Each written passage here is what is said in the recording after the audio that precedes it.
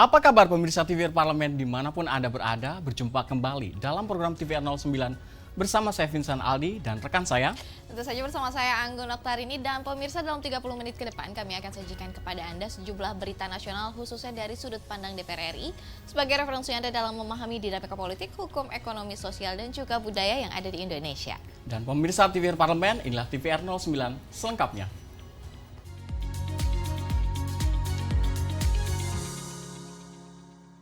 Fenomena deflasi berturut-turut yang sedang dialami Indonesia merupakan peringatan bagi pemerintah untuk menyesuaikan kebijakan ekonomi negara.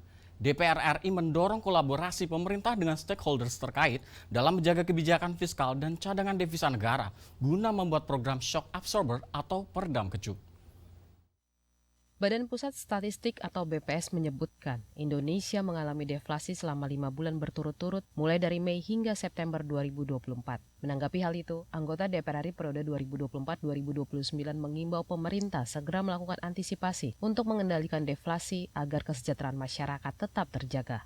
Muhtarudin mengatakan, fenomena deflasi berturut-turut yang sedang dialami Indonesia merupakan peringatan bagi pemerintah untuk menyesuaikan kebijakan ekonomi negara. Pasalnya, tidak hanya penurunan daya beli dan maraknya PHK, krisis global juga menjadi bagian dari penyebab terjadinya deflasi beruntun di Indonesia. Oleh karena itu, pemerintah disarankan berkolaborasi dengan seluruh stakeholder dalam menjaga kebijakan fiskal dan cadangan devisa negara untuk membuat program shock absorber atau peredam kejut.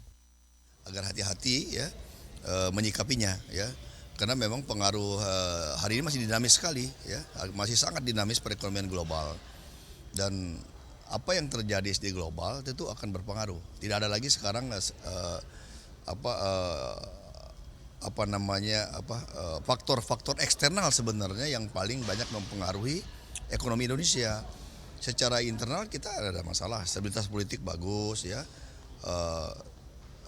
Infrastruktur jalan, ekonomi juga masih tumbuh ya, masih tumbuh. Tetapi faktor eksternal ini yang harus diantisipasi karena juga akan berpengaruh kepada kita. Meski begitu, Muhtarudin masih optimis perekonomian Indonesia menunjukkan perbaikan dan dalam kondisi aman. Untuk itu, stabilitas dan pertumbuhan ekonomi harus terus dijaga dengan keseimbangan neraca perdagangan, peningkatan ekspor termasuk produk-produk UMKM, dan pengendalian impor. Andini dan Dodi, TVR Parlemen, melaporkan. Anggota DPR RI periode 2024 hingga 2029 di sini Muhammad Toha menilai perlunya penguatan bagi setiap anggota DPR RI dalam memenuhi aspirasi konstituen dan sehingga tidak hanya bisa mengajukan program dapil sesuai dengan komisi yang ditempati. Sebagai wakil rakyat yang dipilih melalui pemilu, anggota DPR RI memiliki tanggung jawab untuk mengakomodir dan memenuhi aspirasi masyarakat di daerah pemilihannya. Anggota DPR RI periode 2024-2029 mendorong adanya program aspirasi bagi daerah pemilihan masing-masing anggota DPR untuk pemerataan pembangunan dan kesejahteraan masyarakat. Menurut Muhammad Toha, perlu ada penguatan bagi setiap anggota DPR RI dalam memenuhi aspirasi konstituennya. Selama ini, anggota DPR RI hanya bisa mengajukan program untuk dapil sesuai dengan komisi yang ditempati. Seharusnya ada pemerataan bagi setiap anggota DPR RI untuk mengajukan program yang diperlukan konstituen atau dapil dan direalisasikan melalui program pemerintah. Kalau kemarin kan kita hanya mendapatkan program sesuai dengan mitra yang ada di komisi. Kalau mitranya komisi 4 berarti hanya dapat program tentang pertanian. Kalau komisinya 9 hanya dapat program tentang ketenagakerjaan, kesehatan, dan sebagainya. Bahkan ada komisi yang tidak mendapatkan program karena mitranya memang nggak punya program. Nah, untuk bisa menyamaratakan semua anggota DPR RI yang berjumlah 580 ini, semuanya dikasih porsi yang sama untuk mengusulkan program di dapilnya masing-masing. Untuk dapilnya. Kemudian kita nggak punya usulan program, ya berarti kan melanggar sumpah janji. Dan ini yang menghambat berarti sistem. Muhammad Toha berharap program dapil bagi setiap anggota DPR RI bisa diterapkan pada periode ini, mengingat anggota DPRD Provinsi maupun DPRD Kabupaten Kota telah menerapkannya dengan anggaran dari APBD. Rifki Makdudi, TVR Parlemen, melaporkan. Anggota DPR RI periode 2024-2029 meminta pemerintah mengatur tata kelola pertanian di tanah air, termasuk harga di pasar agar lebih menguntungkan petani sehingga dapat menarik minat anak muda untuk bertani. Dan kami hadirkan informasinya sesaat lagi, tetap bersama kami di TVR 09.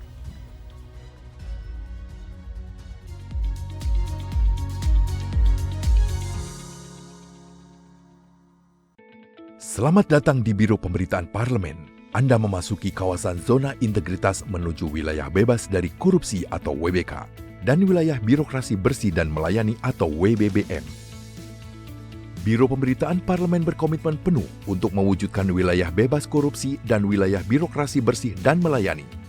Komitmen kami, pejabat dan jajaran memiliki komitmen tinggi untuk mewujudkan WBK dan WBBM melalui reformasi birokrasi, khususnya dalam hal pencegahan korupsi dan peningkatan kualitas pelayanan publik. Kedua, bebas dari korupsi dengan terwujudnya wilayah bebas korupsi atau WBK, yang artinya bebas dari KKN, gratifikasi dan dari segala bentuk pungutan liar atau pungli. Terakhir, pelayanan prima dengan terwujudnya wilayah birokrasi bersih melayani, yaitu dengan meningkatnya kualitas pelayanan publik dan tercapainya kepuasan masyarakat terhadap pelayanan.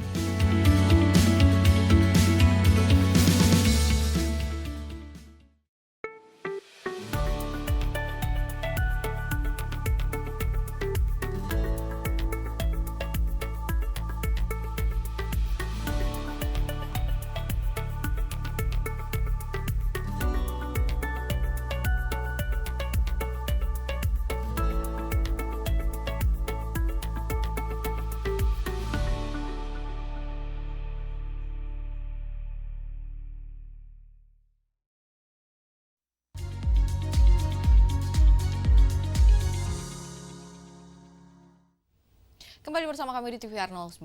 DPR RI menilai keuntungan yang didapat petani belum sebanding, bahkan sering merugi, sehingga banyak petani beralih profesi yang membuat sangat berkurangnya ketertarikan generasi milenial untuk terjun di bidang ini.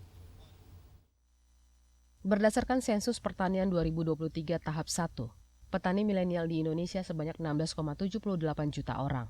Sementara itu menurut BPPSDM Kementan, saat ini jumlah petani di Indonesia sekitar 32 juta, namun petani dari kalangan muda tidak sampai 30%-nya.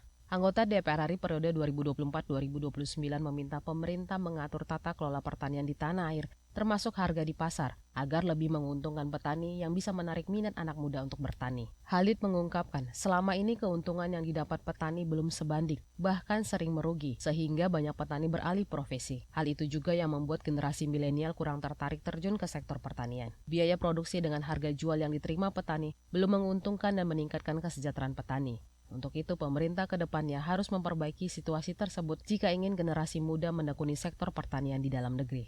Agar masyarakat giat bertani.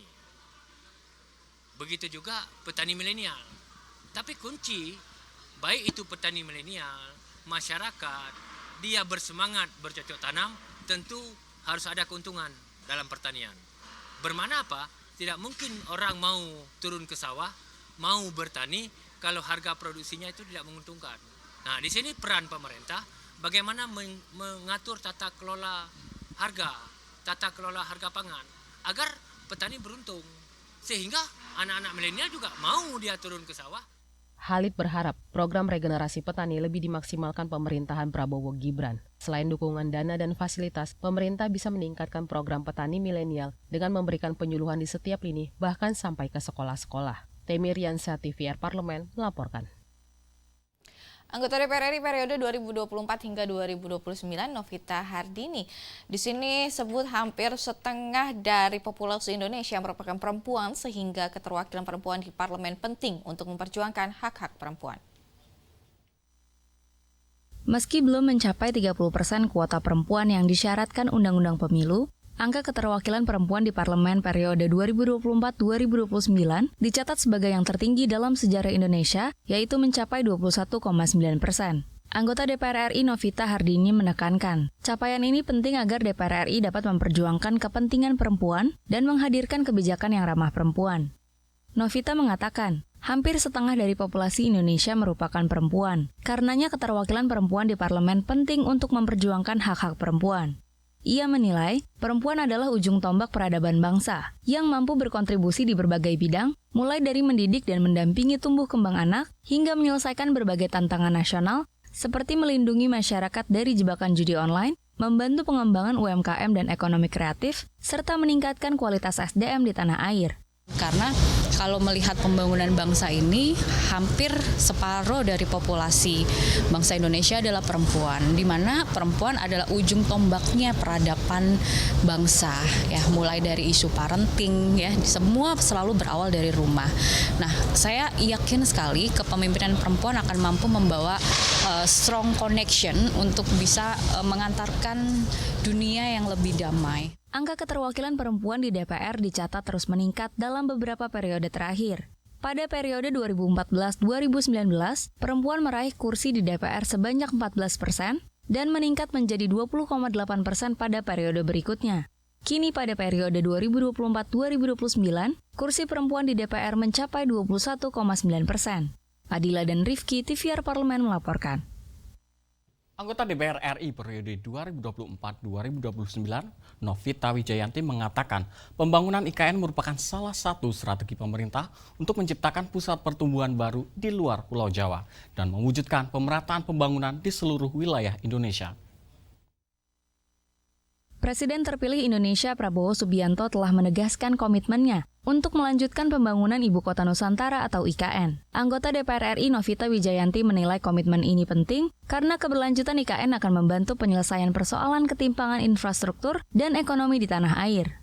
Novita mengatakan, pembangunan IKN merupakan salah satu strategi pemerintah untuk menciptakan pusat pertumbuhan baru di luar Pulau Jawa dan mewujudkan pemerataan pembangunan di seluruh wilayah Indonesia. Menurutnya, meski membutuhkan waktu hingga puluhan tahun, pembangunan IKN harus tetap berlanjut karena akan memberikan dampak jangka panjang yang positif bagi negara, meningkatkan kesejahteraan masyarakat, serta membantu mewujudkan Indonesia Emas 2045. Seperti yang saya tahu negara-negara lain, itu kalau ada pembangunan ibu kota baru itu enggak, bahasa Jawanya itu enggak sakdek saknyet gitu ya, tidak semudah membalikan telapak tangan.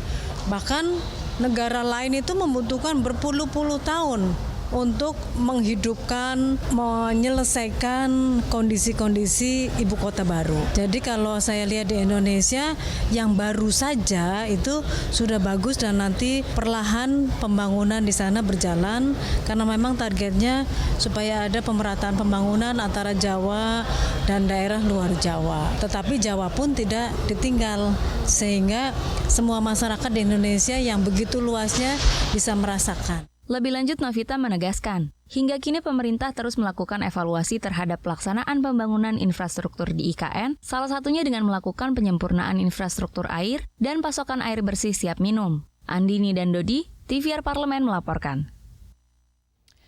Pemirsa, di sini menurut data Kementerian Pemberdayaan Perempuan dan Perlindungan Anak, jumlah kasus kekerasan terhadap anak pada tahun 2024 mencapai hampir 20.000 kasus. Dan dengan rincian 4.000 korban anak laki-laki dan 16.000 korban anak perempuan yang paling banyak terjadi di rentang usia 13 hingga 17 tahun. Dan kami akan hadirkan informasi sesaat lagi. Tetap bersama kami di TVR 09.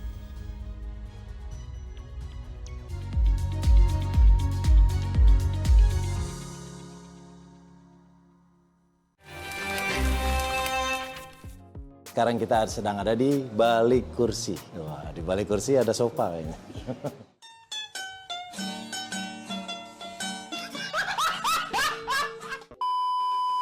Terjun ke politik yang pertama karena memang saya memiliki ketertarikan sama politik itu udah lama, udah sekitar 7-8 tahun belakangan ini. Makanya saya maju sebagai calon legislatif kemarin melalui PDI Perjuangan, dapilnya Jabar 2.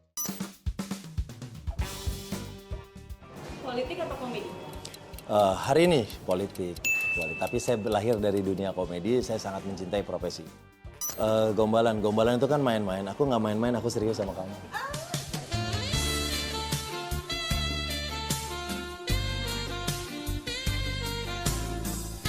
Segera, hanya di TVR Parlemen.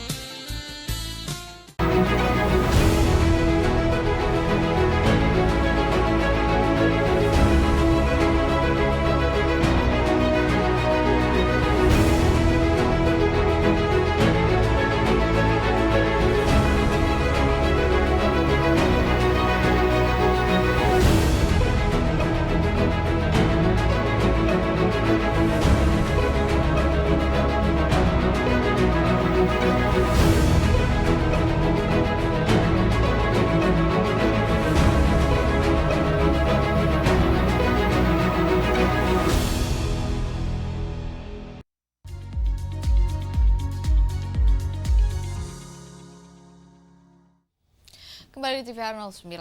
Dampak psikologis sangat signifikan dirasakan oleh anak-anak yang mengalami kekerasan seperti trauma jangka panjang, gangguan kecemasan, dan depresi.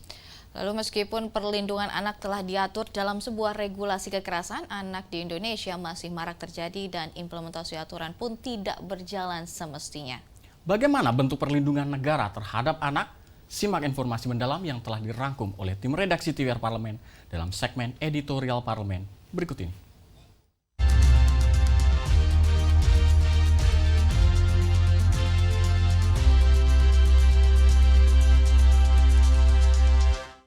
Kekerasan terhadap anak merupakan isu krusial yang berkaitan dengan rasa kemanusiaan dan keadilan. Berdasarkan data Kementerian Pemberdayaan Perempuan dan Perlindungan Anak, jumlah kasus kekerasan terhadap anak pada tahun 2024 mencapai hampir 20.000 kasus. Dampak psikologis sangat signifikan dirasakan anak-anak yang mengalami kekerasan seperti trauma jangka panjang, gangguan kecemasan, dan depresi. Dalam hal ini, negara memiliki peran dan tanggung jawab untuk melindungi hak-hak anak dan memastikan kesejahteraan anak di Indonesia. Perlindungan terhadap anak juga telah diatur melalui Undang-Undang Perlindungan Anak Nomor 35 Tahun 2014. Meskipun perlindungan anak telah diatur dalam sebuah regulasi, kekerasan anak di Indonesia masih marak terjadi dan implementasi aturan pun tidak berjalan dengan semestinya. Guna menindaklanjuti kasus kekerasan terhadap anak, anggota DPR RI Mai Esti Wijayati mendesak keseriusan pemerintah dalam penegakan hukum dengan memberikan sanksi berat kepada para pelaku kekerasan anak. Pelaku penganiayaan terhadap anak dapat dijerat dengan hukuman sesuai Undang-Undang Perlindungan Anak, yakni pidana penjara maksimal 5 tahun dan atau denda hingga 100 juta rupiah. Pengurangan hukuman dan proses negosiasi diharapkan tidak diberikan kepada pelaku agar tidak mengurangi efek jerah. Maka, pertama penegakan hukumnya harus tegas sesuai dengan peraturan hukum yang berlaku, di mana kita juga memberikan sanksi yang lebih berat kepada mereka yang sebenarnya harus melindungi anak-anak, yaitu kalau itu orang tua, kalau itu pejabat, kalau itu saudara, itu kan orang terdekat. Aturannya harus mendapatkan hukum yang lebih berat daripada yang lainnya. Nah, tetapi ketika pengawalan itu hanya sampai yang pelakunya itu sudah ditangkap, lalu ada proses hukum stop sampai di situ, kelihatannya itu belum mampu memberikan efek jerah. Mestinya begitu ditok, masyarakat supaya menilai sesuai enggak hukumannya dan berikan hukuman yang terberat sesuai dengan pasal-pasal yang dilanggar. Jangan kemudian malah ada pengurangan. Nah, kalau itu dilakukan, mungkin akan bisa mengurangi tingkat kekerasan terhadap anak. Sementara itu, dalam mencegah dan menindaklanjuti tindak kekerasan pada anak, anggota DPR RI Darmadi Durianto meminta pemerintah untuk secara masif memberikan sosialisasi baik di lingkungan terkecil seperti keluarga dan juga satuan pendidikan terkait sanksi dan pelaporan kasus kekerasan anak. Pada umumnya, pengungkapan kasus kekerasan masih bersifat parsial dan cenderung tertangani setelah marak atau viral di publik. Maka dari itu, pemerintah perlu mempertegas peranannya dalam mengawasi dan mengedukasi orang tua tentang pentingnya pola asuh yang sehat dan seimbang. Apakah hukuman-hukuman atau sanksi dalam undang-undang ini juga efektif? Kadang-kadang kan tidak efektif juga, karena dikenain sanksi juga tidak menurunkan kadang-kadang kan. Jadi harus dicari langkah-langkah terobosan dari awal, bahwa harus ada pendidikan khusus pada anak-anak, ya, kurikulum pendidikan anak yang lebih bagus, pengawasan orang tua terhadap anak juga sangat penting. Ini semua harus dicari tahu sehingga kita bisa mencari solusi yang terbaik, saya pikir. Berdasarkan hasil survei nasional pengalaman hidup anak dan remaja, bentuk kekerasan yang paling sering dialami oleh anak adalah kekerasan emosional dengan total 45,43%, sedangkan kekerasan fisik 18,47% dan kekerasan seksual 8,57% pada referensi waktu seumur hidup. DPR RI berkomitmen untuk menghasilkan kebijakan sosial, utamanya dalam melindungi generasi penerus bangsa. DPR RI juga mendorong kehadiran peran pemerintah dalam mencegah dan menekan angka kekerasan terhadap anak di Indonesia, yakni dengan merumuskan kebijakan dan undang-undang yang lebih efektif yang mencakup upaya preventif hingga rehabilitasi terhadap korban. Pemerintah juga berperan dalam meningkatkan kesadaran masyarakat, membuat sistem pemantauan dan perlindungan anak, penegakan hukum, dan penguatan keluarga serta dukungan sosial.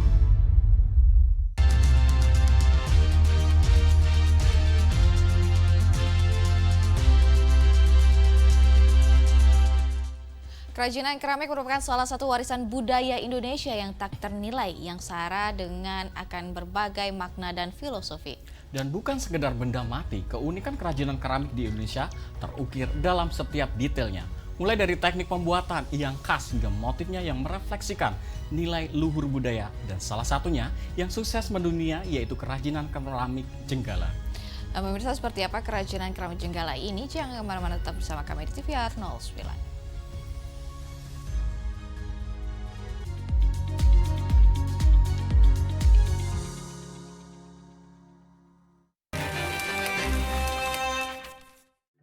Halo, saya Meli Guslow. Saya dari fraksi Partai Gerindra, daerah pemilihan Dapil Jawa Barat 1. Kalian sedang menyaksikan program Di Balik Kursi. Sebenarnya dunia politik, dunia yang betul-betul nggak pernah terbayangkan sebelumnya. Sama sekali, 1% pun nggak terbayangkan. Tapi ketika saya punya profesi sebagai pencipta lagu, sebagai musisi, ada beberapa hal yang sepertinya memang harus saya perjuangkan di dalam, khususnya di Undang-Undang Hak Cipta yang masih banyak harus dibenahi. Si para seniman gitu. Ngomongin soal seni itu bukan cuma di lagu aja ya, kita melebar ke budaya dan lain-lain.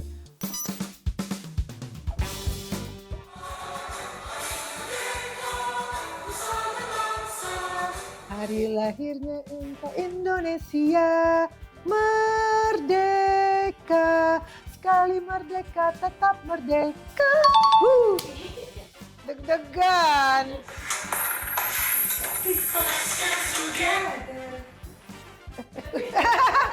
Mendadak lupa. Let's dance together. Get on the dance floor, the party will start. Let's dance together, let's party and turn off the light. Aku lagu sendiri suka nggak apa. Tetap kahiji, rukun sakabehna, gitulah pokoknya mah. Segera, hanya di TVR Parlemen. DPR RI memiliki fungsi diplomasi dalam menjalankan politik luar negeri sesuai dengan pasal 116 Undang-Undang MD3. Kontribusi aktif BKSAP DPR RI memainkan peranan penting dalam memenangkan persaingan global melalui IPU, IPA, IPPF, IPA, dan PUIK. BKSAP memiliki komitmen yang tinggi dalam krisis kemanusiaan dunia. Fungsi diplomasi dijalankan untuk mendukung upaya pemerintah dalam melaksanakan politik luar negeri.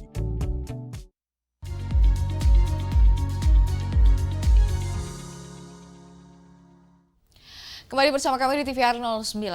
Berdiri sejak tahun 1976, keramik Jenggala telah menjadi pionir dalam menciptakan produk berkualitas tinggi yang mampu menembus tatanan pasar internasional. Terinspirasi dari akar budaya, eksplorasi terus-menerus, serta kesetiaan terhadap nilai dasar desain menjadi daya tarik kuat bagi peminat lokal maupun internasional. Dan tanpa berlama-lama pemirsa, mari kita saksikan keramik Jenggala kerajinan lokal yang mendunia pada segmen Intips, informasi dan tips berikut ini.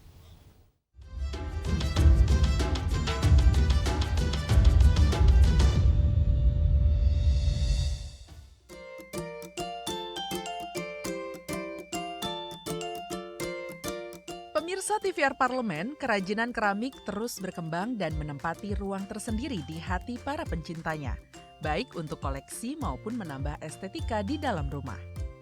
Kehadiran kerajinan keramik di dalam rumah memberi kesan elegan sekaligus klasik yang menambah kehangatan di dalam rumah. Nah, pemirsa TVR Parlemen, kali ini kita akan berkunjung ke Bali dan melihat langsung pembuatan keramik Jenggala.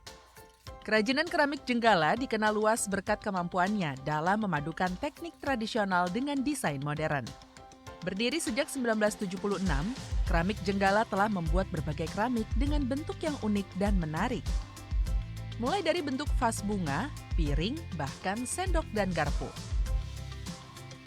Jenggala telah menjadi pionir dalam menciptakan produk keramik berkualitas tinggi yang tidak hanya mempercantik ruangan, tetapi juga mengedepankan fungsionalitas. Saat ini reputasi dan nama besar Jenggala sudah terkenal di mata pecinta keramik. Desain elegan Jenggala dipadukan warna-warna tropis khas Indonesia yang menarik hati tidak hanya peminat lokal, tetapi juga internasional.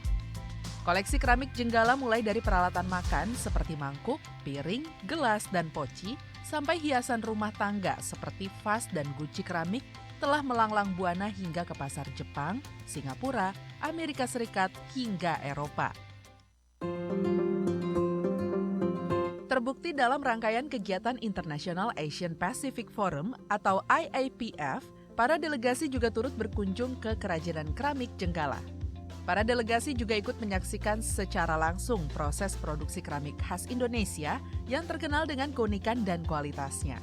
Selama kunjungan, delegasi diajak berkeliling lokasi keramik Jenggala dan diberi kesempatan untuk melihat langsung berbagai tahap pembuatan keramik, mulai dari pemilihan bahan baku hingga proses pembakaran dan finishing. Delegasi juga berinteraksi dengan pengrajin lokal yang telah menguasai teknik tradisional pembuatan keramik dan mendapatkan wawasan mendalam mengenai warisan budaya yang terkandung dalam setiap produk. Kunjungan para delegasi menjadi ajang promosi bagi industri keramik Indonesia untuk memperluas jaringan internasional dan menjalin kemitraan baru. Para pengrajin lokal berharap bahwa exposure dari kunjungan ini akan membuka peluang lebih besar untuk memasarkan produk mereka di tingkat internasional. Kegiatan ini merupakan bagian dari upaya berkelanjutan IAPF untuk mendukung pertukaran budaya dan meningkatkan kerjasama antara negara-negara di kawasan Asia Pasifik. Jenggala juga aktif dalam melestarikan dan mengembangkan kerajinan ini melalui berbagai pameran dan acara seni. Jenggala memberikan kesempatan bagi masyarakat untuk lebih memahami dan menghargai proses pembuatan keramik serta keterampilan yang terlibat. Selain melihat dan membeli berbagai koleksi keramik Jenggala di galeri, Jenggala juga menawarkan para pengunjung pengalaman yang unik untuk membuat kreasi keramik mereka sendiri. Pengunjung dapat mewarnai keramik sesuai selera dan keinginan mereka untuk dibawa pulang. Wah, seru sekali ya melihat proses pembuatan beragam produk Jenggala keramik dan melihat berbagai koleksi Jenggala keramik yang memanjakan mata. Nah, itu tadi keseruan dan informasi tentang Jenggala keramik.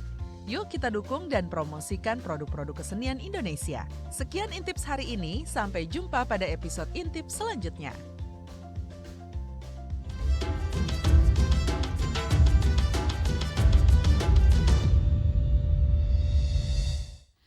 Pemirsa TVR Parlemen, demikian TVR 09 edisi pagi ini. Segenap kru TVR Parlemen yang bertugas mengucapkan terima kasih telah menyaksikan TVR 09 pagi hari ini. Saya Anggun Aksarini dan juga rekan saya.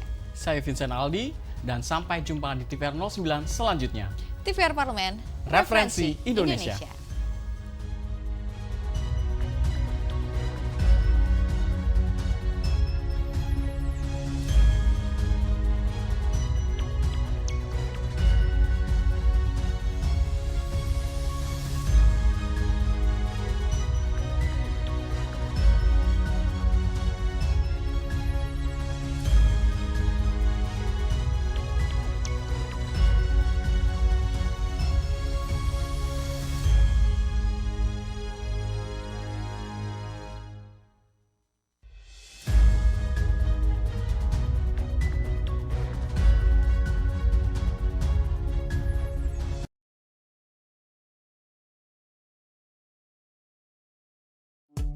DPR RI memiliki fungsi diplomasi dalam menjalankan politik luar negeri sesuai dengan pasal 106